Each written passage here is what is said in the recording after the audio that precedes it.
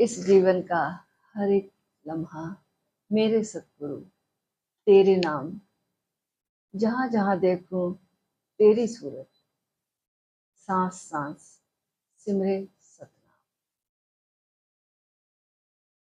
नील गगन कान्हा लगता है, धरती लगती राधा सी, नदियां झरने पंछी गाएं, कंठ कंठ में राधे श्याम। निराकार साकार हुआ है, गोविंद गुरु बनकर आया, अनहद की वंशी की धुन में मस्त हुआ मैं आठों नाम। आप सबका बहुत बहुत स्वागत है। निराकार साकार हुआ है, गोविंद गुरु बनकर आया। गुरु जो है परमात्मा आकार लेकर आ जाता है, और जो गुरु है वही हमें परमात्मा से जोड़ता है, क्योंकि वो आकार और निराकार दोनों में उसकी पकड़ है। उसका एक हाथ जो आकार वाला वो हमसे जुड़ता है, और दूसरा हाथ उसका ऑलरेडी निराकार से जुड़ा हुआ है। तो वो कब हमें निराकार से जोड़ देता है? क्योंकि हम जिससे जुड़ते हैं, जिसके प्रेम में पड़ते हैं, वैसे ही हो जाते हैं। तो गुरु ऊपर ऊपर से तो दिखता है, क्षितिज जैसा है, ऊपर से दिखता है साकार है, आकार है, मनुष्य जैसा है, लेकिन उसकी जो आकृति है, उसका जो देह है, उसका जो शरीर है, उसका जो एक पैर है, वो पृथ्वी पर जरूर है, लेकिन उसके पूरे प्राण आकाश से, परमात्मा से जुड़े हुए हैं। और इसलिए उसकी उपस्थिति हमें मात्र उसकी उपस्थिति में बैठने मात्र से हमारे भीतर भी वही घटना घटने लगती है। जिन्होंने भी परमात्मा को जाना, जिन्होंने भी अपने भीतर आत्मसत्ता को पहचाना, उन्होंने अलग अलग ढंग से संकेत दिया है। उपनिषद के ऋषि, निर्वाण उपनिषद के ऋषि कहते हैं कि शून्यम ना संकेत है परमेश्वर सत्ता, अर्थात शून्य संकेत नहीं है, परमेश्वर की सत्ता ही है। दरिया साहब कहते ना,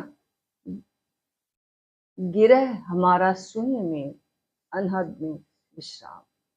तो वो जो शून्य की महत्ता दे रहे हैं, शून्य की जो चर्चा कर रहे हैं, वो हमारा जो घर है, हम जहां से आए हैं, वह शून्य है।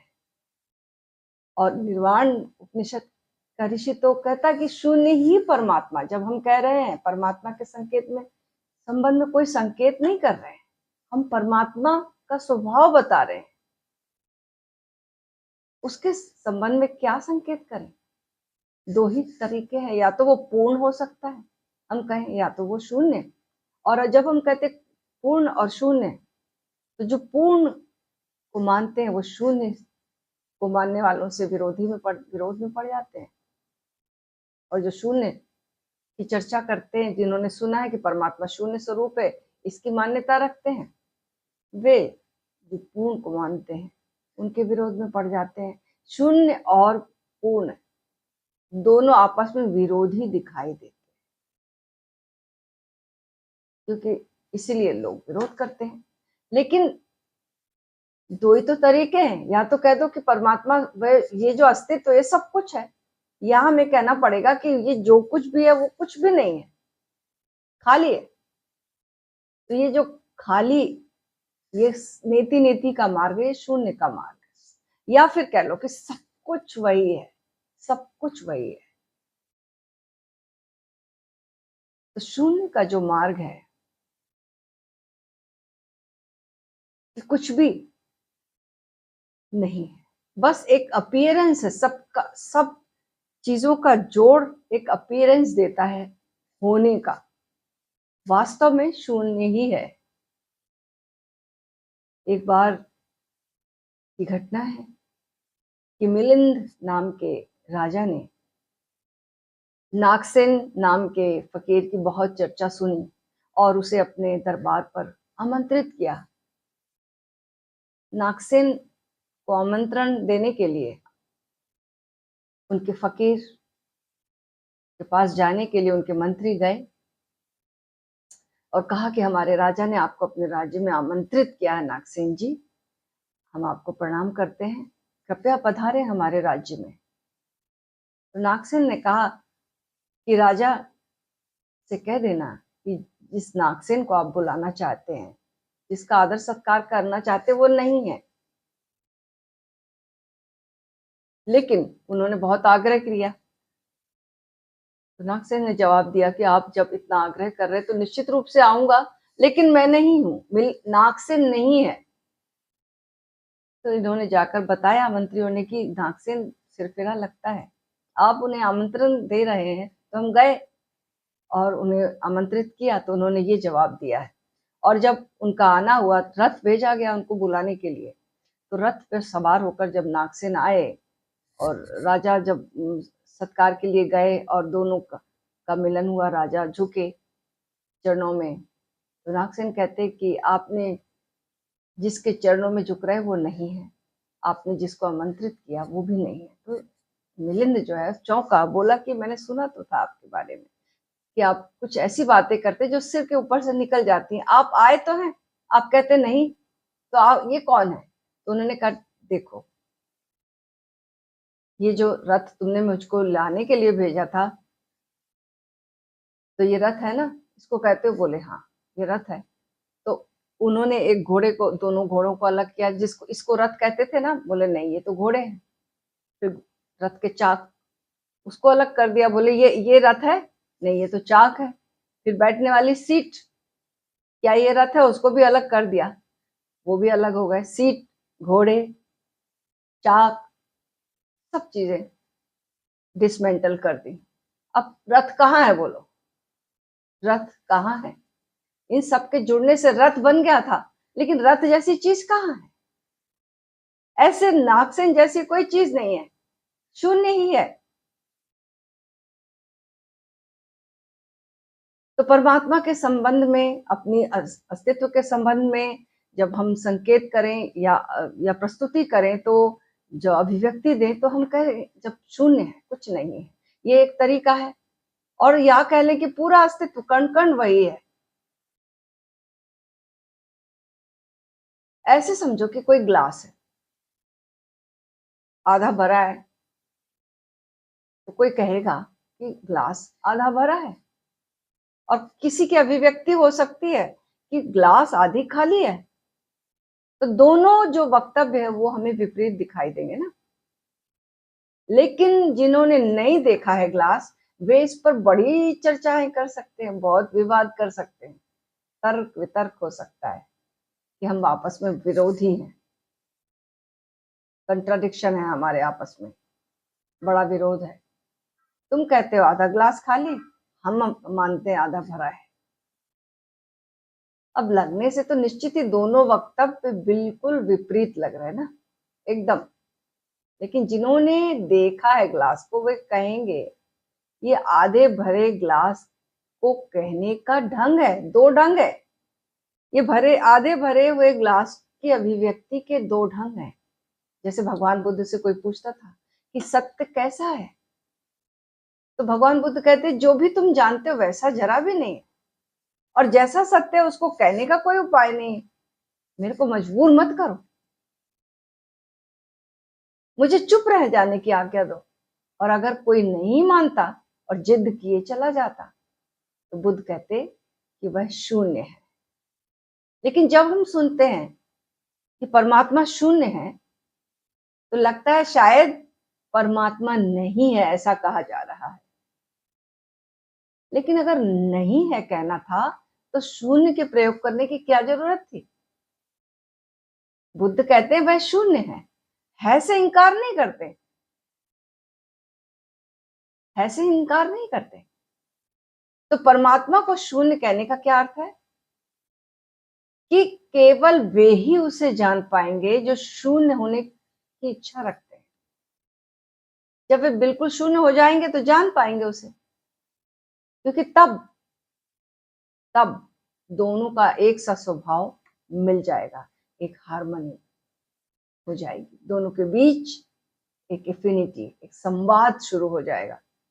शून्य है, इंद्रियां जो भी जानती हैं और पहचानती हैं, उनमें से वहां कुछ भी नहीं है, फिर भी वह है। और जब परमात्मा को हम शून्य के रूप में अभिव्यक्ति देते हैं, तो ठीक ऐसे ही है जैसे हम किसी पर्वत पर जाएं और खाई से बैठकर देखें, नदी के पास बैठकर देखें। मैं अभी पिछले दिनों गई थी सोलन के पास साधुपुर, वहां पर बड़े सुंदर सुंदर पर्वतमालाएं थी और बड़ी सुंदर नदी बहती थी। जब मैं नदी से बैठकर देखती थी तो बड़े विशाल पर्वत दिखाई देते थे, और जब पर्वत पर गए तो नदी दिखाई देती थी, खाई दिखाई देता था। तो दोनों चीजें हैं, हम कहाँ से देख रहे हैं, किस भूमिका से देख रहे हैं?